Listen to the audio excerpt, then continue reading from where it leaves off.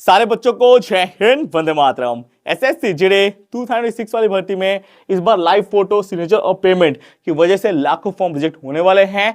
तो ये वीडियो आप सभी के लिए मोस्ट इंपॉर्टेंट रहेगा। इस वीडियो को शुरू से एंड तक देखो और कुछ भी अगर आपने गलती की है एसएससी जीडी 2006 के फॉर्म अप्लाई के टाइम पे तो उसको अभी करेक्शन कर। अगर अभी आपने करेक्शन नहीं किया तो भाई कंपटीशन से आप अभी बाहर हो जाओगे और फिर कुछ फायदा नहीं होने वाला। इसीलिए जीडी की भर्ती में वीडियो आपके लिए मोस्ट इंपॉर्टेंट रहेगा अगर आपने फॉर्म अप्लाई किया है तो।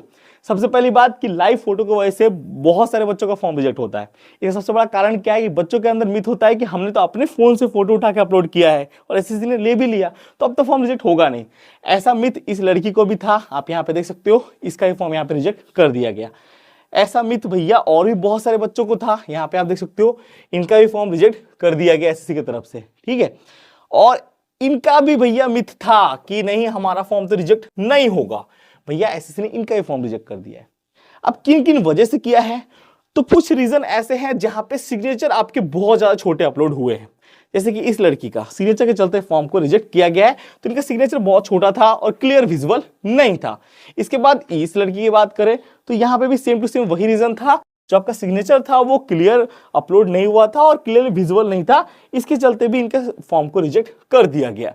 इसके बाद जैसे यहाँ पे आओगे तो यहाँ पे आप देख सकते हो इनका भैया किस लिए लिया गया, फोटो क्लियर अपलोड नहीं हुआ इसके बोल के लिए इनका फॉर्म रिजेक्ट कर दिया गया है। इसी के साथ आप इस लड़की का भी देख सकते हो, यहाँ पे भी दोस्तों जो आपके रिजेक्शन हुए हैं वो आप देख सकते हो फोटो के चलते यहाँ पे भी रिजेक्ट कर दिया गया है।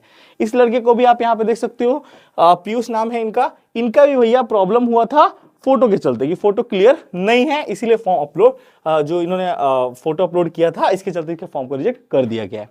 तो इस टाइप के प्रॉब्लम बहुत ज्यादा कॉमन है, क्योंकि हम जब एसएससी जीडी में फॉर्म अप्लाई करते हैं या एसएससी किसी भर्ती में करते हैं तो लाइव फोटो का ऑप्शन होता है, तो हम जैसे तैसे फोटो अपलोड कर देते हैं। बट ये सबसे बड़ा गलती है। क्यों? क्योंकि जब भी आप फोटो अपलोड करो तो पीछे का जो बैकग्राउंड हो वो पूरा प्लेन होना चाहिए, और आप जो फोटो अपलोड कर रहे हो आपके कान में कोई कनबाली या चश्मा, या आप इधर उधर नहीं, पूरा क्लियर कैमरा में देख रहे हो, चेहरा पूरा साफ सुथरा हो, आपने अपलोड किया हो तो ही आपके फॉर्म एक्सेप्ट होंगे। वरना ऐसे कितने सारे यहाँ पे आप देख सकते हो जो फॉर्म रिजेक्ट हुए हैं, इन सबका यहाँ पे लिस्ट पड़ा हुआ है, बहुत सारे हैं, ठीक है। किसी का सिग्नेचर के चलते, किसी का फोटो के चलते, अब मतलब रिजेक्शन है ही है। अब देखो, अब जब कुछ बच्चे फोटो अपलोड करते हैं तो क्या करते हैं, उनका चेहरा इस टाइप में ब्लैक हो जाता है, बैकग्राउंड पूरा प्लेन नहीं रहता, उस बैकग्राउंड के पीछे कुछ एसी वेसी दीवाल उवाल इस टाइप का फोटो अपलोड करते हैं, ऐसे फोटो अपलोड करते हैं, ऐसे फोटो अपलोड करते हैं, ऐसे फोटो अपलोड करते हैं, रिजेक्शन कंफर्म है। आप जब भी फोटो अपलोड करो, जीडी के भर्ती में फॉर्म अप्लाई करो या ऐसे किसी भी फॉर्म अप्लाई करो, आपका फोटो पूरा ऐसे होना चाहिए।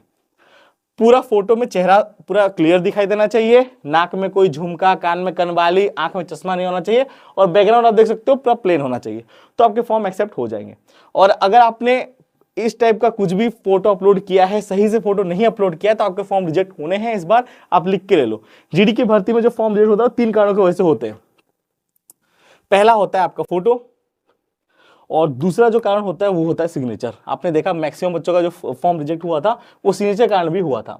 तो सिग्नेचर में भी अगर आप ज्यादा छोटा सिग्नेचर अपलोड कर देते हो जो कि विजुअल नहीं होता, क्लियरली दिखाई नहीं देता, तो इस सिचुएशन में भी आपके फॉर्म रिजेक्ट कर दिए जाते हैं। इस टाइप का सिग्नेचर, इस टाइप का सिग्नेचर, इस टाइप का सिग्नेचर, या इस टाइप का सिग्नेचर, या इस टाइप का सिग्नेचर, या इस टाइप का सिग्नेचर, या इस टाइप का सिग्नेचर अगर आपने किया है तो आप भी सावधान हो जाओ। करेक्शन पूरा क्लियर नहीं दिख रहा है, फोटो क्लियर नहीं दिख रहा है, तो उसको अभी जाके आप करेक्शन करो, बिल्कुल टाइम आपके पास नहीं है, ठीक है। और इसी के साथ बहुत सारे बच्चे मुझे ये भी पूछ रहे थे कि सर भैया जीडी की हम तैयारी कर रहे हैं, तो जीडी की तैयारी के लिए one of the best platform कौन सी रहेगी जहां से हम अच्छे से अपनी जीडी की तैयारी कर सके, और बेस्ट टेस्ट सीरीज कौन सा रहेगा।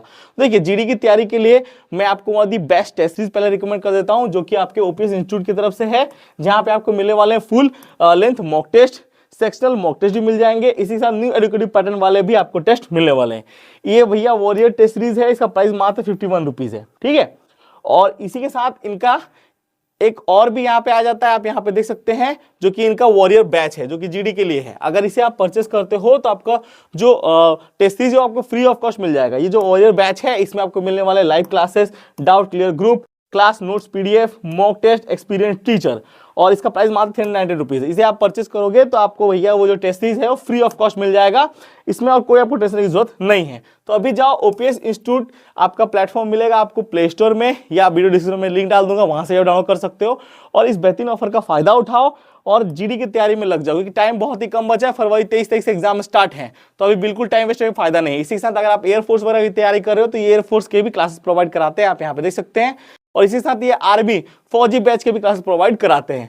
तो जाओ फटाफट ज्वाइन करो, ओपीएस इंस्टीट्यूट ऐप डाउनलोड करो प्ले स्टोर में, या भैया वीडियो डिस्क्रिप्शन में लिंक मिल जाएगा वहां से, और इस बेहतरीन ऑफर का फायदा उठाओ। ठीक है, टाइम वेस्ट कुछ फायदा नहीं है, अभी अगर आप तैयारी करोगे तो आपका सिलेक्शन हो जाएगा, कोई बहुत बड़ी चीज है नहीं। ठीक है, लेकिन तैयारी करनी पड़ेगी, अपने आप को रगड़ना पड़ेगा, याद रखो, क्योंकि बिना तैयारी के सिलेक्शन नहीं होता है। जैसे मैंने आपको बताया, अब जो आप करेक्शन करोगे उसके लिए आपको कितना रुपए देने पड़ेंगे वो भी मैं आपको बताता हूँ। देखिए, फर्स्ट टाइम जब आप करेक्शन करोगे ना, फोटो या सिग्नेचर या और कुछ मम्मी पापा का नाम गलत हो गया हो, तो उसमें आपको मात्र 200 रुपए का चार्ज लगेगा फर्स्ट टाइम करने से। अगर आप इसको सेकेंड टाइम करोगे तो आपको 500 रुपीज का चार्ज लगेगा। याद रखना, तो जीडी की भर्ती में जब फर्स्ट टाइम करेक्शन करोगे तो उसी में सब करेक्शन कर लेना, फोटो, सिग्नेचर, पेमेंट, पापा का नाम, मम्मी का नाम, जो भी आप पे गलती हुआ है उसको सब सही कर लेना फर्स्ट टाइम में ही। अगर सेकेंड टाइम में आप उसको करने जाओगे तो आपको फिर 500 रुपए देने पड़ेंगे, याद रखना। तो इसलिए फर्स्ट टाइम में ही आपको सारा चीज सही कर लेना है। विंडो में क्या क्या करेक्शन होगा इसकी भी जानकारी मैं देता हूँ, इससे आपके डाउट्स क्लियर हो जाएंगे।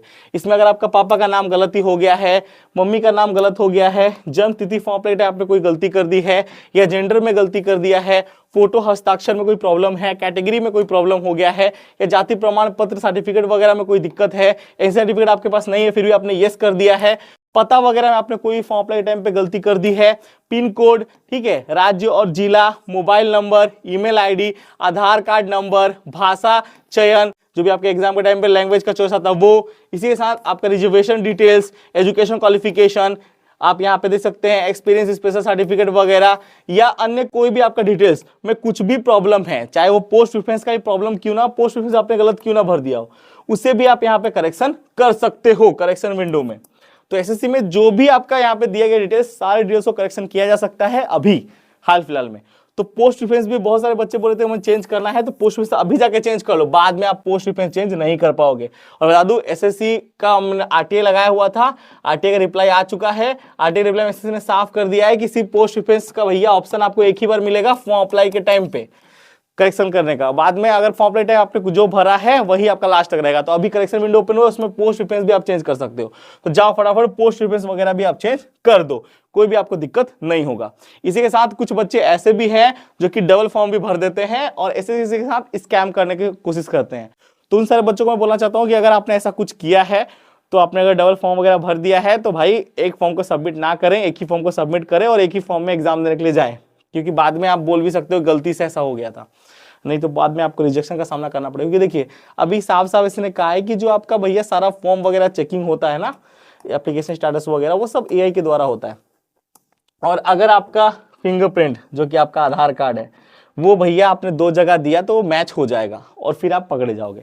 इसलिए डबल फॉर्म वगैरह भरा है तो याद रखना, क्योंकि इसमें और ज्यादा देखिए फॉर्म रिजेक्ट तो अलग बात है, 7 साल का जो बैन ये लोग ठोक देते हैं ना, उसमें भैया और ज्यादा दिक्कत होता है।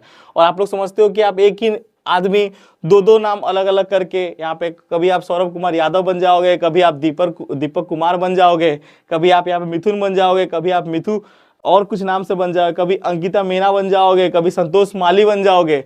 तो ऐसा थोड़ी है, एसएससी भाई चालाक है और आपकी तरह कितने लोगों को मैनेज कर रहा है, चाहे एसएससी एमटीएस हो चाहे जीडी हो। अगर आपने डबल फॉर्म भरा है तो आप याद रखो, आप 7 साल बैन जो लग रहा है ना एसएससी की तरफ से, उसके आगे पीछे जा रहे हो। अगर आपके ऊपर भी पकड़ा गया, एसएससी पकड़ लेगा, आप पकड़ेगा 100%, क्योंकि उसने आधार वेरिफिकेशन ऑथेंटिकेशन ऑन कर रखा है, तो आप फिर पकड़े जाओगे तो फिर आपका हो जाएगा डंडा। इसीलिए बिल्कुल भी डबल फॉर्म नहीं भरना है, और गलती से फॉर्म अप्लाई हो भी गया हो तो भैया एग्जाम देने वगैरह नहीं जाना है, याद रखना है ये चीज़। अगर नहीं रखोगे तो बाद में पछताओगे और बाद में पछता के भी कुछ नहीं कर पाओगे। मैं बड़े भाई के नाते आपको जानकारी दे रहा हूँ, तो इस इंफॉर्मेशन को अपने कान में बैठा लो। डबल फॉर्म भरा है, एक ही फॉर्म में जो आपका रियल फॉर्म का नाम वगैरह होगा उसी पे एग्जाम देने जाना। जब नोटिस आएगा तो बोला गलती से भाई किसी और ने भर दिया तो मैंने नहीं बताया भरा था, कारण बताओ नोटिस के टाइम पे आपके पास जवाब होगा। लेकिन अगर आप डबल एग्जाम देने चल जाते हो, एसएससी आपको पकड़ लेता है या डबल फॉर्म भरने टाइम, तो बाद में दिक्कत का सामना करना पड़ेगा। तो भैया सावधान रहो, सतर्क रहो। और आप करेक्शन विंडो में अभी करेक्शन कैसे करना है बहुत ही ईजी है, कोई बहुत बड़ी चीज़ नहीं है।